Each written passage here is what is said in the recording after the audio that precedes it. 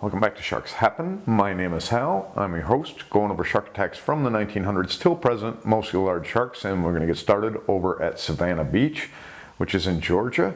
The date is July 20th, 1974.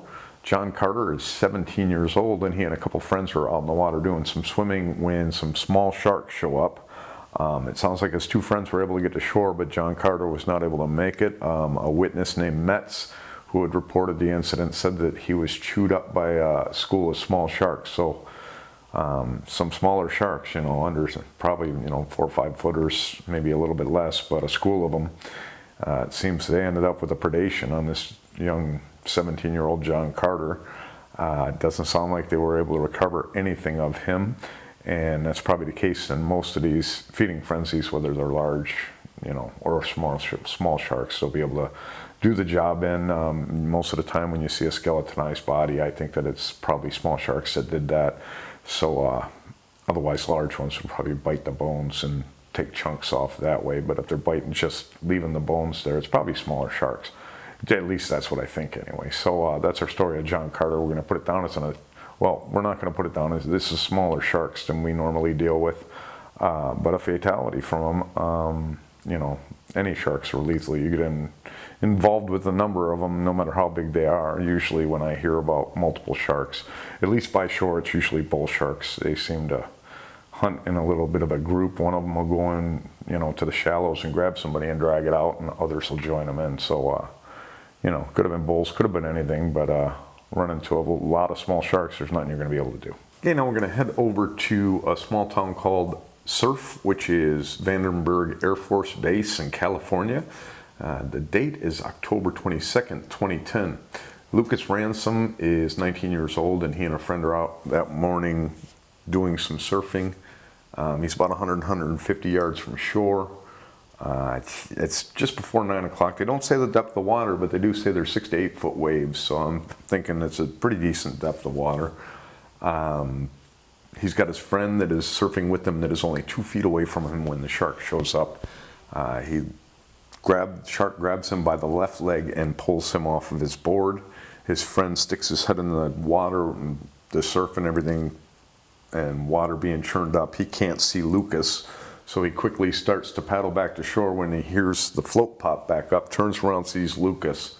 So now he swims back over to Lucas, and Lucas is laying face down in the water, unresponsive. He turns him over and starts swimming him back to shore while giving him chest compressions on the way in.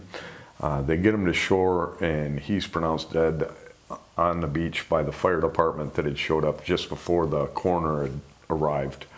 The coroner said it's likely he bled out when he was out in the water, so he might have been gone before his friend even got to him. There was a massive wound to the left leg, but there's no mention of removal of flesh. We've all seen when they remove flesh or when it's just a flat skin type thing, so I don't know which one it is. But it was a massive bite, and unfortunately he bled out from the attack.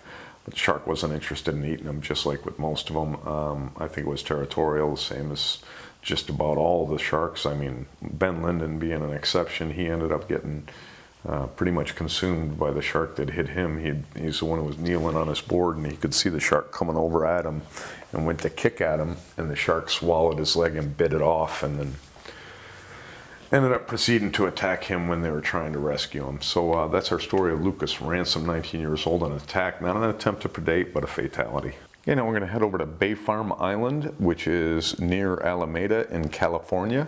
The date is July 9th, 1926. Norman Piexotto is 15 years old, and he is out swimming with his dog. No word on distance, depth, time of day. But a shark came along and first targeted the dog, going over and attacking the dog, biting it severely up to 3 times. I've seen, a couple bites, 3 bites, so bit him multiple times and then released the dog, and the dog was paddling its way in when the shark turned his attention on Norman.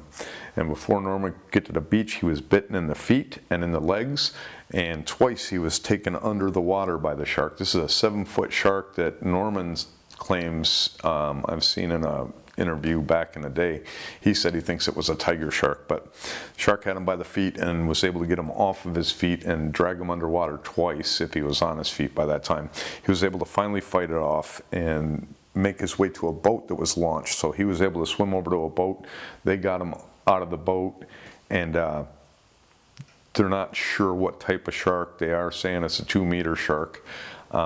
He ended up with severe bites to his feet, some lacerations to his legs, and defensive wounds, it sounds like, to his right hand, but the doctor said he would survive. No word on the dog. I don't know if the dog ended up making it. That's a pretty tough thing to have, such a 7-foot shark, especially if it was a tiger bite onto something small like that, and I would think that that didn't end well for the dog. But Norman made it, and we're going to put this down as an attempt to predate by a tiger shark, not a fatality. Now we're going to head over to Makahuna Point, which is in Kauai, Hawaii. The date is July 16th, 1976. Stephen Powell, he is 18 years old, and he's out doing some diving with 3 other friends, and their engine breaks down on their boat when they're done, so they end up swimming to shore. The 4 of them head to shore. Only 3 of them make it to shore. They don't know what happened to Stephen. They end up finding his lower half of his body. I believe it was the next day, but they weren't sure whether he had drowned or was, attacked by a shark while he was swimming. I don't know how the friends didn't notice that he had disappeared, but they don't know, so we don't know, so we can't put this one down. Could go either way on this one. When you're swimming like that, it's really easy to drown. Divers, yeah, they do have issues and things like that, but when you find remains that day, the next day, and you find shark teeth on them, or remains like that, it's pretty hard for me to believe that they ended up not running into that shark and that was the cause of it. The people who launched the search that are in the water with them, if they drown, they should be in the area or taken to where the tide would take you. So the fact that they're found with sharks tells me that sharks probably take them. But we'll get into that later on, but I wanted to get into this one just real quick because they don't know what ended up happening. So he ended up being taken, kind of like the Christy Wapnorski deal when their catamaran that they duct taped ended up leaking and Christy ended up attacked by a shark. Kind of the same thing. The only difference is there was no noise whether he sunk under the water, drowning, or whether he was taken by the sharks. So that's our story. We'll move on. Okay, now we're going to head up 50 miles up the Macleay River from its harbor in New South Wales, Australia. The date is January 17th, 1837. Alfred Howe is 12 years old, and it's evening, and he's in the shallows bathing while they call it a manservant is watching over him. So they must have money, I would think. But he's sitting there bathing when a shark comes up, grabs him by the feet, and drags him out into the current. The manservant goes out and gets a hold of him and wrestles him away from the shark, gets him out of the shark's mouth, they say, and takes him to the beach, makes it to the beach with the shark following him the whole way. They don't know what kind of shark it was that attacked the boy. They got him up on the beach and they staunched the blood. They were able to probably make a tourniquet for him. But he passed away days later from tetanus, which, that's what I imagine a lot of people would pass away from survivable wounds today that turned into fatalities back in the day. That's why today, modern 1980s forward, the fatality rate on all sharks are probably lower than the 18% they save, because a lot of these people are saved when they wouldn't have been prior with the way that they care for them. Usually with first responses, it's a lot faster than it used to be. So I'd imagine that as we come forward in time, fatality rates drop for all the sharks. But the interesting thing about this one is the paper. The paper, this is how let me just read you what this paper wrote. It's papers back in the day. That's like the very first episode where it is Shark Rips Women in Two. That's from the papers themselves. I just added the rest of the title to that first episode, but this one is crazy. It says, "This is the first time we have ever mentioned the name of this individual in the Gazette. It will be the last." That's how they introduce a drowning victim that they don't know whether it was Well, they kind of said it was a drowning victim, but I don't see how he was drowned. So Alfred Howe ends up a fatality after the fact, but fatal from his wounds.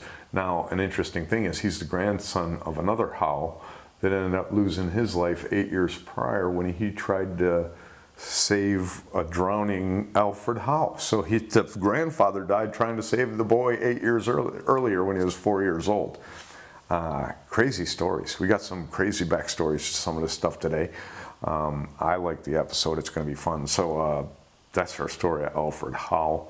An attack, an attempt to predate, and we just don't know by what kind of shark or what size. Okay, now we're going to finish on our unprovoked attacks over off the coast of West Africa, off of a remote area of Angola.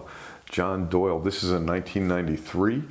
Sometime in the fall, John Doyle was out and he was surfing. They don't say the distance, depth, time, but he's out surfing and he's got a small cut on his foot.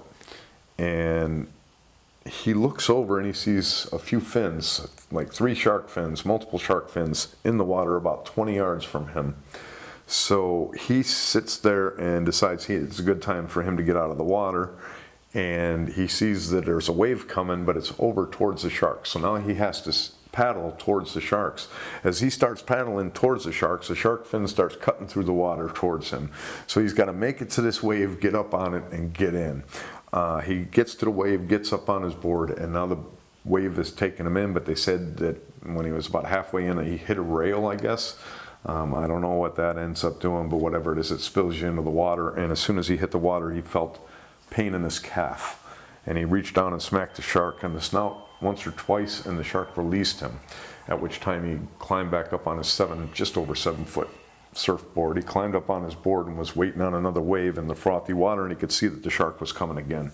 So he rolled off the opposite side of the board, took the board, and shoved it into the shark's mouth. And at that point, the shark just bit down and bit the board in half. So he took the bottom end of the board and mounted that and took that in on a wave and got himself out of the water. He stood up to try to walk to his car, and he couldn't walk, so he had to crawl his way, drag his way, basically, probably crawl his way to his car. He gets in his car and he does his best to wrap some clothing around his wound. And now he's going to make an hour-long drive to get to anyhow. That's how remote this area is, and he's out there surfing by himself. So he's making this drive and he gets dehydrated along the way. And he pulls over at a creek, and he goes and has himself some water, and he lays down on a rock, and he's laying on the rock, and now a male lion comes out and attacks him and bites him in his torso. Now I don't know where at on his torso, but he gets bitten on his torso by a male lion, and with a stick he's able to fend this lion off. Now he's making his way back to his car, and halfway to his car from that rock where he was attacked by a lion, a pride of lions intercepts him.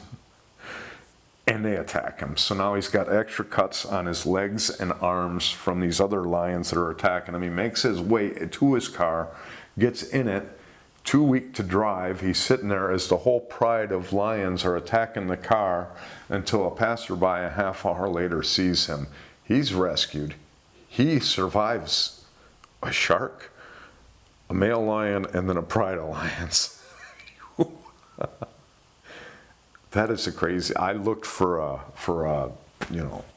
April 1st date on this one. It was so crazy, and especially in 1993. You talk about a bad day. You're taking yourself in from that shark attack, and you just want that drink of water. And now you've got maybe another top 3 predator as far as the ones I worry about, like a lion, a bear, and a shark. Those are 3 ones that are brutal. So. That's our story of John Doyle, a very lucky man and a very unlucky one at the same time. An attack, not an attempt to predate, at least by the shark. You'll have to go to the lion specialist for the intentions on the lions. That's our story of John Doyle. Okay, before we get into the ending segment of the show, a couple things I wanted to get into real quick. First is I was going through, when I was doing my research, a couple things. I had just watched I think it was Rottweiler Fun who had brought up that I should watch one of the serial killer shark shows on Shark Week, so I watched one of those. And this one had Ralph Collier in there. And he was the investigator for the West Coast attacks for the longest time, and then now he runs the GSAF, I think since 2010, somewhere around there. And I'm watching this show, and they're bringing up, there's a surfer that, two surfers had lost their lives 2 years apart on the same day, October 22nd, one in 2010, I think the other one was 2012. One of them was Lucas Ransom, who we went over today, and they're fishing to try to make it look like the shark is a serial killer, and maybe the same shark did the same attacks and all this. But my whole thing is there's a lot of drama in it, but they get to this part and he asks Ralph Collier about it, and Ralph Collier says that Lucas Ransom and that other attack are the two of the most violent, if not the two most violent in his 50 years of looking into attacks over there. Pfft, weren't you the name on Robert Pamperin? Didn't you look into Omar Conger, into Randy Fry, into Kogler Jr.? I mean, yeah, it was a bad attack, but it was a single bite. There's many worse attacks, so I don't know why he would say, we just went over that today, and the friend said that it took place in seconds. That doesn't sound like the most violent to me. I do want to tell you that shark that attacked Lucas was 17 or 18 feet long, so it was a huge shark that grabbed him by the leg. But that is not near one of the most violent that I've heard of over off California, and I'm not the one who's doing the investigations personally. His name's on a lot of them that are worse than that one, so I don't know why you would say that. Just because you're on national TV, they wouldn't use you because you didn't say that? This is a problem I have. There's too many people saying stuff. It's like I just watched this thing, I watched somebody cover the Heather Boswell thing, and it was a good coverage of it. It kind of seemed a little bit slanted to kind of excuse away the shark's behavior. And in the Heather Boswell situation, the scientists, that scientific community, killed that shark after it bit her, and after it bit the gentleman first, and then it bit her leg off, and then it went and tried to bite somebody else's hand or something when they were reaching over to help Heather or something, and they ended up shooting and killing the shark. Well, in the middle of this thing, somewhere near the middle, I was surprised. He says the clarity of the water and that the shark could definitely see who it was. And I'm like, well, definitely I knew what it was. And then I hear something that breaks my brain. Things that break my brain, I can't even deal with it. It's like somehow thinking that sharks don't share the water with manatees, but we do. We got to use common sense to start off, otherwise we're going nowhere. There's no science without common sense. And there's no common sense and some science in these sharks. This attack happened 300 miles off of Chile. So it's out in the middle of the ocean, kind of. And he states that seeing as this is so far off of land, that it's likely this shark never saw a person before that. Never saw a person before that because they're 300 miles from land. A simple Google migration patterns will show they've tagged a few sharks off of San Fran that are going 3,000 miles out towards the Pacific. Same thing that you Google, if you look at some stories, one says a shark, great white goes from Australia to Africa. That's 6,000 miles.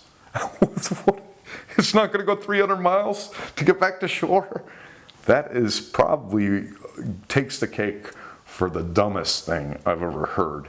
And I don't know any way to back up a statement like that a 15-foot shark only 300 miles from shore has never seen that. And let me tell you this, there are no nurseries in the deep waters. If they're in the deep waters, they're large sharks. They're 9 feet great whites and bigger. They're not babies out there in the middle of the ocean. They have those over by where their seals are so that the mothers can feed until they have the pups. It's not, they're not in the open ocean having babies and they stay there. I would bet that he would have a hard time finding a single marine biologist to back up that ridiculous comment. I mean, that one's worse than anyone I've ever heard. Is that because of where it was, that shark likely had never seen a person before. So that's our story of that. Another thing is the GSAF. I was looking through the attack stats. Two things. Aruba, somebody asked me about Aruba. Aruba's had 2 attacks. Both were people falling off of a boat or a sea disaster. They don't have the attacks that I can see at all on people that are swimming around in Aruba. It hasn't happened, not by the files that I'm looking at. Same thing, I've had a question last week in the comments about Bay of Bengal. I can't see anything out there. I saw 2 of them, and it's the same type of thing where one of them was provoked, I think, by a fisherman, and the other one's long ago. So it doesn't really happen there either. I had those 2 questions. I wanted to go over that. I still have to go over Washington State and look and see if anything's going on there. But I wanted to get that information out there. Also looking into that, when I was looking at these attacks, I came across, I told you there's 48 attacks, total unprovoked attacks, and that there's 1,206 fatalities, a quarter of them are fatal. Well, the problem is they got 556 of these attacks over here in a little place called Invalid, and these people like to use Invalid in shark research. That's how bull shark, that's how the shark that was in Lake Nicaragua, not by the name of a bull shark when Gunther looked at it years earlier, turned into a bull shark by just writing Invalid on everything that he said, and then he changed what the shark was. But Invalid has 550 plus attacks in it. These are attacks to where it's questionable. They found the body that day, they found remains. Well, they don't know. It goes into Invalid. There's over 100 fatalities invalid that don't even count towards the stats, which is skewing the numbers. The other thing that I did was I was curious. They're marking down these bumps. Somebody's surfing and the shark comes up and bumps into them. That goes in as an unprovoked attack. So that's going to drop to the actual numbers of when these things are attacking. So it seems that they're ruining their own stats. Like a lot of these people, they come up with something to let the public know, oh, there's danger from pedophiles that live by you, so we'll make a list. But now we're going to put people that had taken went ahead and relieved themselves by a tree on a golf course on this list. That's exactly what they're doing. It's insane. So I wanted to go over that stuff. I thought it was pretty interesting. I didn't know why the Lucas Ransom attack is so much worse than just about any other attack on a surfer. I mean, he just happened to pass away from it. It doesn't sound like anything different. And I'd say that it's not as bad as some attacks on surfers to where that shark doesn't let them go unless they fight them off. So just a bad situation, but I don't think one of the most violent. And it's interesting that we're not going to be able to get any real numbers out of these people. And I've seen that the ISAF says they've had 6,800 plus attacks they're looking into. The GSAF's numbers are almost identical at 6,800. And in there's watercraft bites, there's invalids, and there's other things. So that makes it up to 6,000 when only 48, 49, 48 are unprovoked. But I would say a good majority of those questionable ones are sharks. So the fact they took every one of them out, that ain't scientific. They both think they're scientific when they're not. So that's our story of that. I wanted to get that over with, and now we'll get to the ending segment.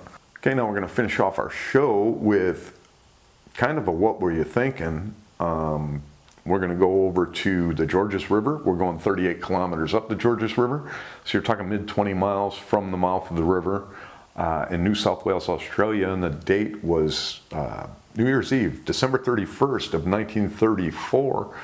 Beryl Morrin, she is 13 years old, and her family, and this is the part that's what were you thinking, they get to the river at dusk, and then they go in to swim. So they go swimming at the Georges River. It's 90 kilometers wide, 90 yards basically, or 100 yards wide where they're at. So it's a pretty wide river, and they go out and they do their swim and they come back in. Now sometime just around 10 o'clock, just afterwards, Beryl is up on the beach. Her mom, her brother were all swimming in the water. Somebody, they don't say who, but somebody rubbed dirt on her back, and now she had to go back in the water. So at 10:15, she goes back into the water. She's in 4 feet deep water, 10 yards from the bank, and she's grabbed by a shark. The shark pulls her down and she stands up and she's just got two stumps, took both of her hands.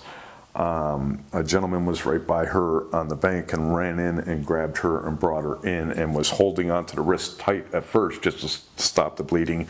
And I'm sure when they got her onto the beach, they were able to tie that off. She ends up surviving. There's a photo of her standing with her mother.